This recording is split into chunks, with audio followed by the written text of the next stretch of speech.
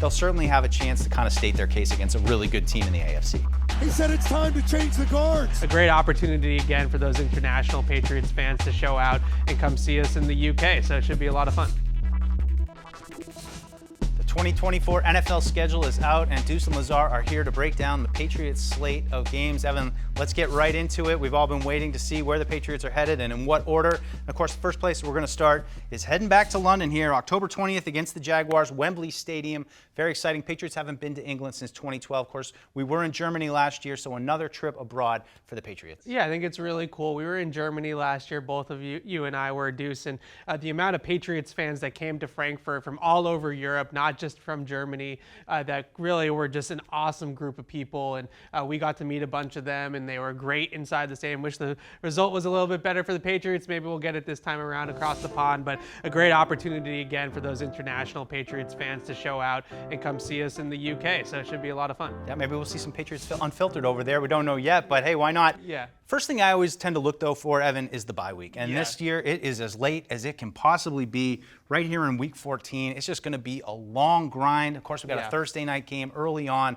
but that is a late bye. Tough for the Patriots. You come out of camp, you're hoping for a little break midseason. Patriots aren't going to get it this year. Yeah, it's a long way to go from there, right? You have 13 games ahead of that bye week, and this is going to test the Patriots right out of the gate, I think, in terms of their depth and just where they're at as a team for those first 13 weeks. Really going to decide the season for them before that bye week. I think the other big thing is, to me, is we'll talk about it a little bit in a second here, but where Drake Maye fits into kind of dropping him into this season. If they're not going to start him right out of the gate, it's going to be Jacoby Brissett. I was really hoping that bye week was going to be sandwiched in the middle of the season somewhere, and you have the Week 7 game to London, and you don't get the Week 8 bye coming off the London trip. That's what I was kind of hoping for. Then maybe you get back from London, you have the bye week, you put Drake Maye in the lineup for Week 9. The Patriots didn't get lucky in that regard, so now you're putting Drake Maye on a moving train, so to speak, and he's going to have to jump on if that's going to be the case. So we can get to that in a second, but that was the first thing that stood out to me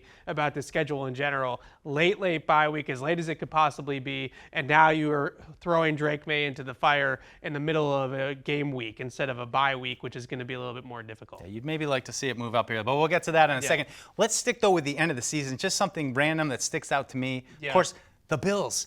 Twice in the last 3 weeks, you're going to face the Bills. They've been the AFC East champions for quite a few years now. Patriots did get one off the Bills last year here at home against Gillette Stadium, but just kind of a random way to end the season. If they maybe are in the mix for the AFC or the playoffs, they'll certainly have a chance to kind of state their case against a really good team in the AFC. Yeah, exactly. And you have the away game first and then the road game to end home game to end the season. So you do get to end the year at home with back-to-back home games against the Chargers and the Bills, which is pretty nice, but it is odd to see the Bills or really any divisional opponent that late in the season twice in 3 weeks. Be interesting to see how they stack up at that point of the year. You would think at that point Maye would probably be in there, so you get Josh Allen versus Drake Maye maybe in those 2 games. But that was another thing that I thought was interesting about the schedule in general, was just how late in the season you play Buffalo, and you don't really get that early season game like last year where they played them pretty early on and you thought that was going to be a tone setter. It didn't go that direction. Here is about finishing strong after that bye week.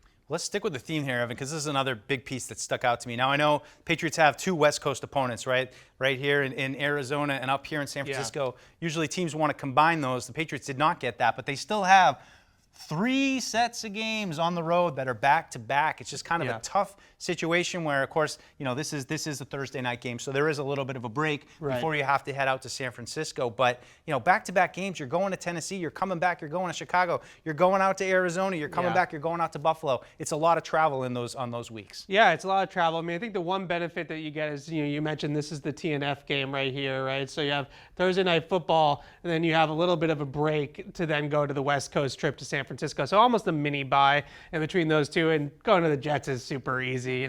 We hop on the plane, we'll be there in an hour. So that is a little bit of a mini bye there. So I guess they have that break, but in general, I agree with you that these are some pretty quick turnarounds and road trips and things like that. And you lose a day, you're not here to practice on that Saturday or have a walkthrough here on that Saturday. So you have to get right into it once you get to the hotel and all that kind of stuff on the road. So those are some quick turnarounds. Browns. You can see it perfectly on the graphic that they have back-to-back road games right there.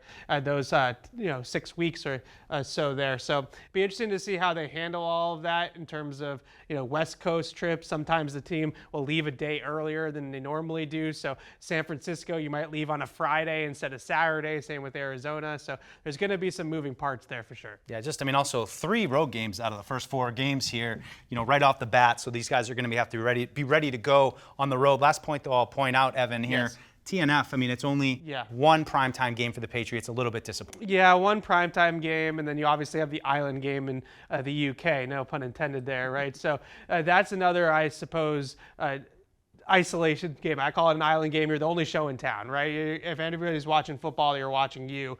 But at the same time, it's pretty odd to see the Patriots only get one primetime game, truly, and it's a Thursday night football game. It's not even Sunday night or Monday night. Now, they do have the opportunity to potentially flex later in the season. So the Patriots are better than expected. If Drake Maye's in the lineup and he's playing well, something along those lines. You look at a couple of these games, like could Caleb versus Drake Maye end up getting flexed into a primetime slot or something along those lines? Yeah, well, Joe Burrow, too, waiting here. Not that they're going to get flexed week 1, but, these are some matchups. Probably talk about the opener. We're kind of looking at, of course. Going to Joe Burrow coming back from an injury. Of course, Cincinnati's been one of the iron of the AFC last year. He was hurt. So, what's he going to be like coming back in game 1? Tough first task for the Patriots.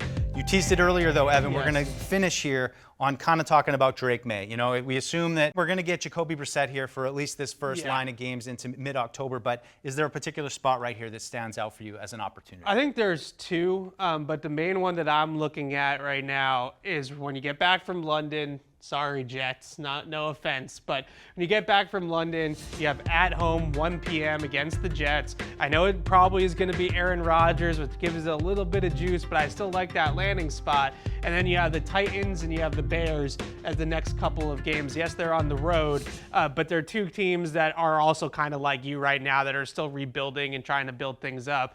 It does set up a really fun showdown between Caleb Williams and Drake Maye. So I think that's where I would start maybe, is right that Jets game on October 27th at home, 1 p.m.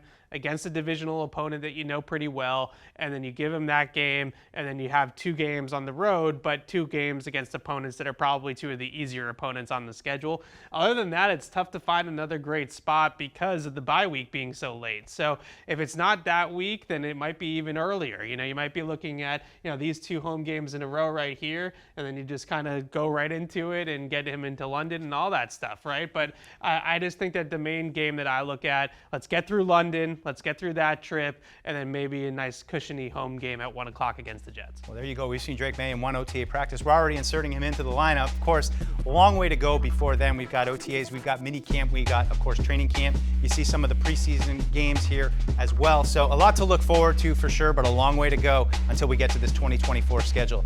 We're looking forward to watching all these games, and we'll be here, cover it the whole way.